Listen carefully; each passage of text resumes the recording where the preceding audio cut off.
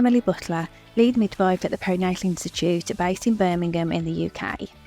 The Perinatal Institute provides the growth assessment protocol as a licensed and supported service to assist clinicians and their health organisations with the assessment of fetal growth.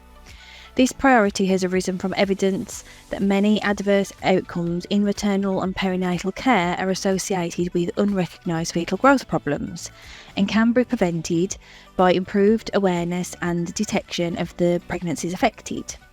GAP is made up of 5 elements: appropriate history taking and the identification of risk factors, serial fundal height measurements for low-risk pregnancies, serial ultrasound scans in high-risk pregnancies, and the use of Dopplers as and when required, and finally the monitoring of performance, including the rate of antenatal detection of SGA babies. Myself and Professor Gardosi are looking forward to meeting you at the upcoming GAP workshop in Hyderabad and sharing with you the evidence of best practice and its use in the clinical setting and introducing our new software.